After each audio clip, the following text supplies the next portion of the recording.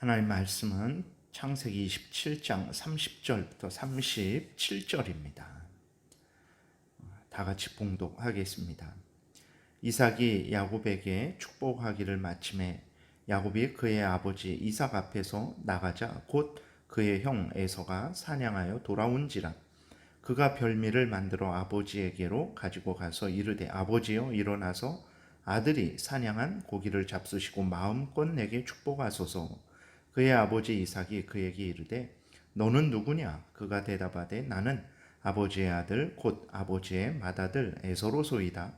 이삭이 심히 크게 떨며 이르되 그러면 사냥한 고기를 내게 가져온 자가 누구냐? 내가 오기 전에 내가 다 먹고 그를 위하여 축복하였은즉 그가 반드시 복을 받을 것이니라. 에서가 그의 아버지의 말을 듣고 소리내어 울며 아버지에게 이르되 내 아버지여 내게 축복하소서. 내게도 그리하소서. 이삭이 이르되 내 아우가 와서 속여 내 복을 빼앗았도다. 에서가 이르되 그의 이름을 야곱이라 함이 합당하지 아니하니까 그가 나를 속임이 이것이 두 번째니이다. 전에는 나의 장자의 명분을 빼앗고 이제는 내 복을 빼앗았나이다. 또 이르되 아버지께서 나를 위하여 빌 복을 남기지 아니하셨나이까.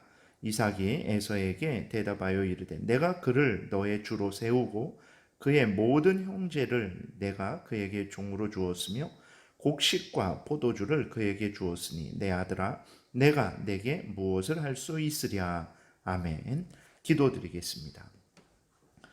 살아 역사하시는 하나님 아버지 진실로 감사를 드립니다. 이렇게 항상 하나님의 말씀을 사모하게 도우시고 하나님의 말씀을 또 듣게 도우시고 또 믿고 준행하는 생명길을 천국길을 걸어가게 하시니 감사를 드립니다. 부득이한 사정으로 우리가 예배당에 모여서 함께 예배를 드리지 못하지만 하나님 아버지 우리의 마음이 늘 하나님 제일 우선 중심이 되게 도와주시고 항상 하나님을 경외하고 하나님을 사랑하고 의지하게 도우시고 살아계신 하나님의 말씀을 마음 깊이 새기게 도우시고 믿고 항상 준행하는 생명길 천국길을 걸어가게 도와주옵소서. 하나님 오늘 복된 주일입니다. 하나님 크신 은혜 가운데 우리 모두를 지키시고 어느 곳에 있든지 우리가 한 마음 한 뜻으로 하나님께 영광을 돌리는 주일 성수 잘하게 도와주옵소서. 6일과 구별되는 복된 거룩한 주일로서 하나님을 생각하고 하나님 앞에 예배드리며 하나님께 기도하고 하나님의 말씀을 읽고 믿음의 교제를 우리가 또 나누게 도와주옵소서. 하나님 아버지 또 한 주간도 지키시고 보호하시고 항상 인도하셔서 다음 주일부터 하나님 복되게 함께 예배드리게 도와주옵소서. 이 시간 하나님의 말씀을 전하고 듣습니다. 성령께서 온전히 주장하셔서 하나님의 뜻을 밝히 깨달아 알게 도우시고 하나님의 그 알려주시는 말씀대로 믿고 따르게 도우소서. 온전히 주장하시기를 바라고 감사드리고 예수 그리스도의 이름으로 기도드렸습니다. 아멘. 어제는 이제 야곱이 아버지 이삭을 속여서 하나님이 약속한 그 구원의 계승자가 받는 그 축복을 받은 것을 우리는 보게 됩니다. 이렇게 야곱이 하나님의 축복을 받고 나간 후에 곧 이제 에서가 별미를 만들어서 축복을 받기 위해 아버지 이삭에게 옵니다. 아버지 이삭에게 오면서 이제 별미를 드시고 마음껏 축복하소서라고 이렇게 에서가 아버지 이삭에게 말을 해요. 이러한 에서의 말을 듣고 이삭은 깜짝 놀라죠. 너는 누구냐라고 물어요. 왜 그러냐면 방금 동생 야곱이 변장해서 에서라고 속였는데 또 에서가 들어오니까 이제 아버지가 깜짝 놀란 거죠. 에서는 아버지 큰아들 에서입니다 라고 이렇게 대답을 하죠. 그때 이삭이 두려워 떱니다. 33절에 보게 되니까 이삭이 심히 크게 떨며 라고 이렇게 기록이 되어 있어요. 왜 이삭이 떨었습니까? 이삭이 떤 것은 하나님의 절대적인 섭리의 손길을 주권적인 손길을 깨달았기 때문에 그렇습니다. 이삭은 예전부터 에서를 좋아했고 에서를 자신의 계승자로 삼고자 했습니다. 이러한 마음을 바꾼 적이 없어요. 이러한 마음 에서에게 축복하고자 하는 구원의 계승자로 삼고자 하는 마음이 있었는데 이제 자신은 눈도 멀었죠. 그리고 침상에 누워 있어야만 하는 상황이 되었습니다. 그래서 하나님을 위해서, 구원의 계승자로서 하나님을 위해서 이제 할 수 있는 일이 없게 되는 거죠. 일을 더 이상 하지 못하게 되니까 이제 그 자신을 이어서 하나님의 구원 역사를 이룰 그 계승자를 이제 세우고자 했던 것입니다. 그래서 에서를 그 구원의 계승자로 세우고자 했었는데 자신의 계획이 완전히 실패로 돌아간 거예요. 이제서야 이삭은 모든 것들 가운데 역사하시는 하나님의 능력의 손길을 깨달은 것입니다. 그러니까 이삭은 이제 자신이 원하는 대로 되어지는 것이 아니구나, 하나님이 정하신 대로 되어지는 것이구나 라는 것을 깨닫고 이제 두려워서 떤 거죠. 이삭이 이렇게 하나님이 행하신 일임을 깨닫고 말한 것이 무엇입니까? 33절 다시 보게 되니까 이삭이 심히 크게 떨며 이르되 그러면 사냥한 고기를 내게 가져온 자가 누구냐? 내가 오기 전에 내가 다 먹고 그를 위하여 축복하였은즉 그가 반드시 복을 받을 것이니라 라고 이렇게 분명히 말을 합니다. 하나님의 축복이 그 하나님의 뜻 가운데 그 사람에게 베풀어 줬으니 그 사람이 반드시 이제 축복을 받을 것이다. 그 축복은 취소할 수 없다라고 이렇게 말을 해요.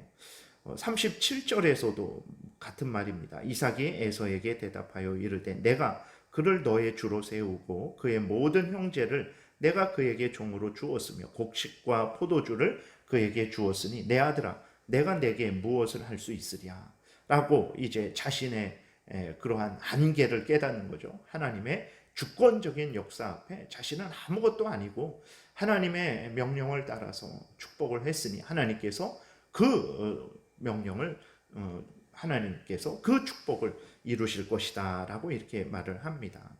에서는 이 말을 듣고 크게 울어요. 근데 에서가 왜 웁니까? 에서는 사실 하나님과 하나님의 복에 대해서 관심도 없는 자입니다. 그래서 그 하나님이 주신 그 장자의 명분도 팥죽 한 그릇에 팔아버린 자고, 또 하나님께서 가나안 여인과는 결혼하지 말라 그랬는데 가나안 여인과 결혼한 자고, 또 하나님의 일을 구원의 그 역사를 이루고자 하는 마음도 없는 자예요. 근데도 불구하고 그 복을 받지 못했다고 크게 울었습니다. 왜 그렇습니까? 인간적이고 세속적인 탐욕 때문에 그런 거예요. 하나님이 주신 그 명령, 말씀, 직분, 그 구원의 계승자로서의 그 직분을 정말 사모하고 그 직분을 통해서 하나님의 영광을 이루고 우리 구주 예수 그리스도께서 오실 길을 준비하겠다라는 그 마음이 하나도 없는데도 그 직분을 받으면 더 자기 명예에 어떤 권세에 또 이생의 자랑거리에 하나라도 더 보탬이 되니까 그 직분을 사모하는 거죠. 그러니까 오늘날 우리 교회에서도 마찬가지입니다. 직분을 사모할 때에 하나님의 영광을 위해서, 하나님 나라 확장을 위해서, 교회를 위해서 내가 이 직분을 통해서 섬기겠다라는 마음을 가지고 우리가 하나님 앞에서 직분을 사모해야 되는 것이고, 두 번째로는 직분을 받았으면 그 직분의 역할을 해야 되는 것입니다. 하나님께서 에베소서 4장에서도 보게 되면 직분자들을 세우셔서 교회를 세워나갑니다.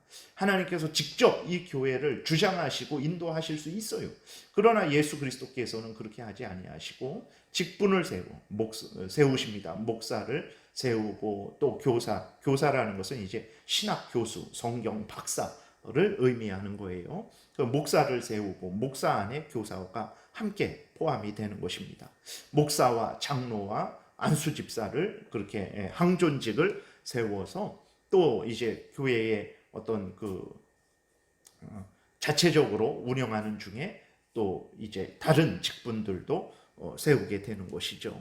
이렇게 직분들을 하나님께서 세우셔서 이 직분을 통해서 각자가 맡은 직분의 역할을 하게 해서 교회를 든든하게 하는 것입니다. 근데 직분을 받고 그 직분의 역할을 하지 않으면 교회가 세워지지 않습니다. 하나님은 그 직분을 받은 자가 그 직분을 열심히 감당함으로 말미암아서 교회를 풍성하게 하고 다른 사람들을 건강하게 하고 또 다른 사람들을 하나님의 사람으로 세우는 그러한 일을 하시는데, 직분자가 일을 안 하고 가만히 있게 된다면 그 교회가 세워지지 않는 거예요. 그러한 그것은 아주 잘못된 것이라는 것을 우리가 기억을 해야 되는 것입니다.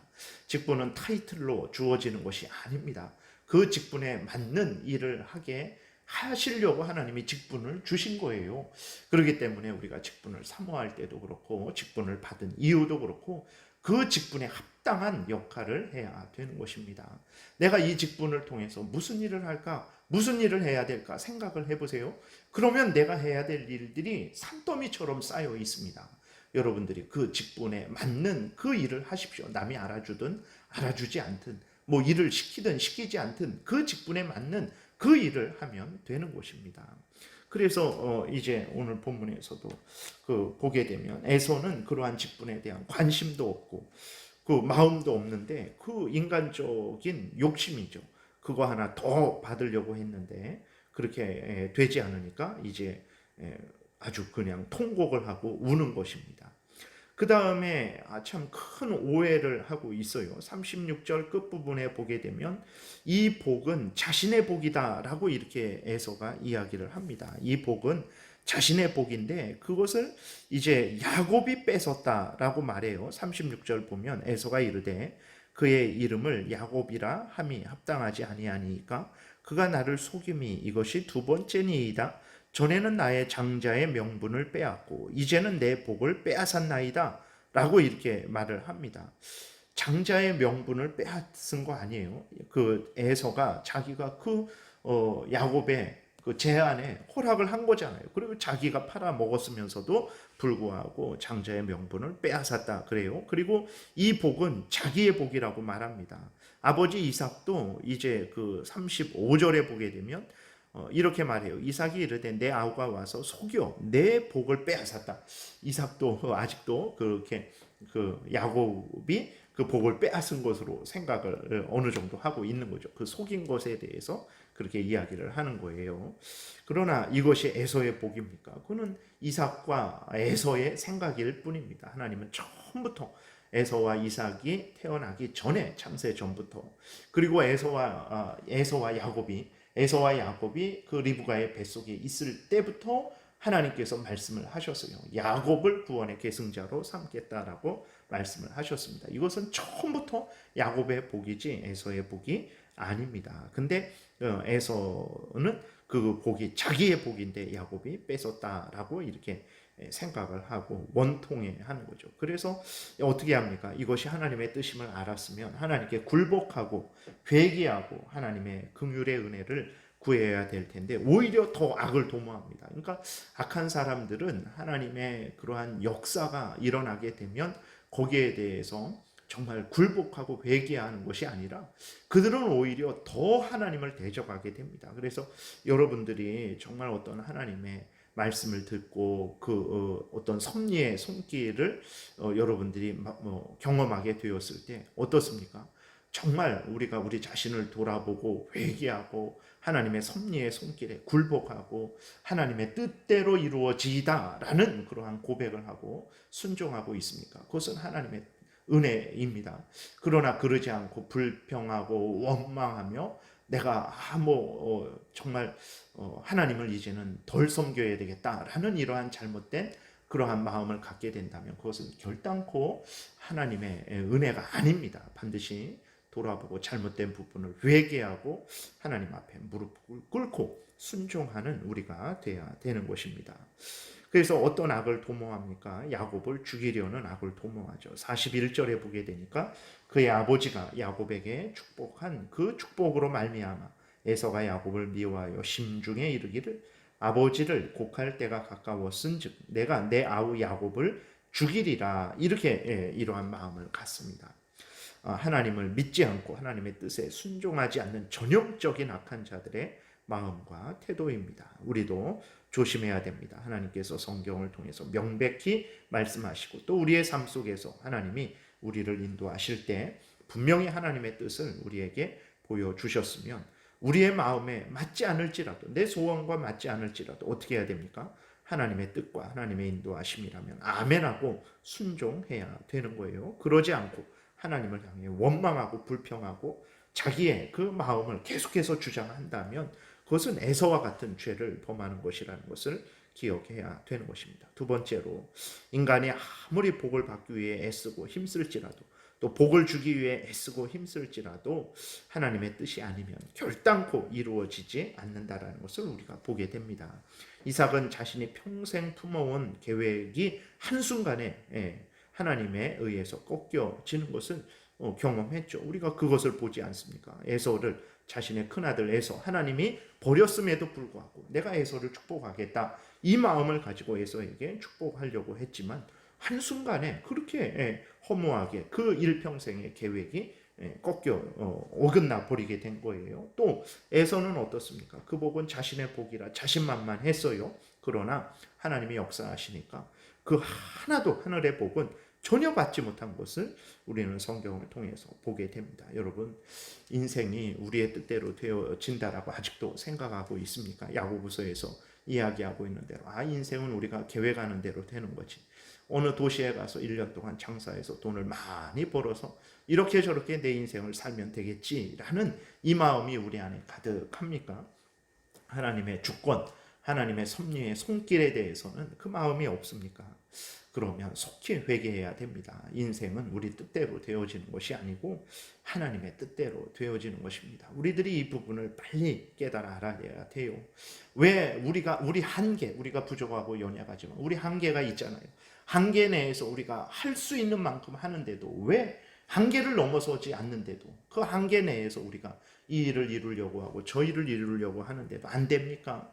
그것이 왜 그렇습니까? 물질이 부족합니까? 우리 능력이 부족합니까? 아니에요. 살아계신 하나님께서 우리를 이끌고 주관하시기 때문에 그렇습니다.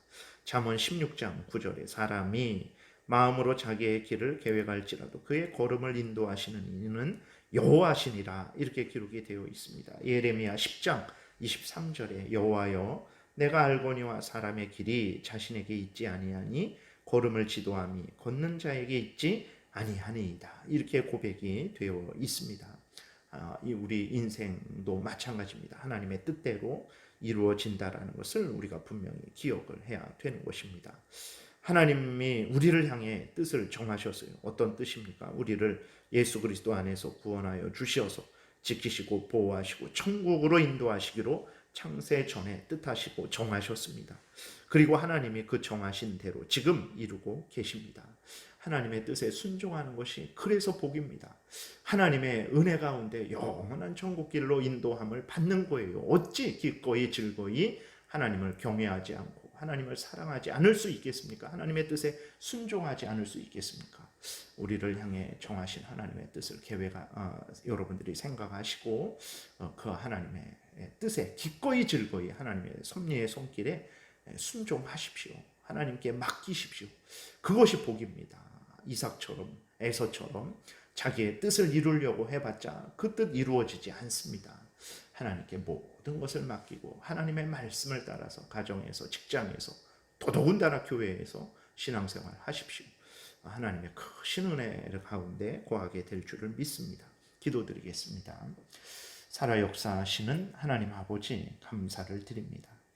하나님의 말씀을 통해서 우리를 향한 하나님의 뜻이 무엇인지 그리고 하나님의 그 권능의 섭리의 손길을 확인하게 됩니다. 하나님 아버지 겸손히 하나님을 경외하고 하나님이 성경을 통해서 알려주시는 대로 우리의 모든 삶을 주장하시고 인도하시는 대로 믿고 준행하게 도우소서. 반드시 천국에서 하나님과 함께 영광을 누리게 될 줄을 믿습니다. 감사드리고 예수 그리스도의 이름으로 기도드렸습니다. 아멘.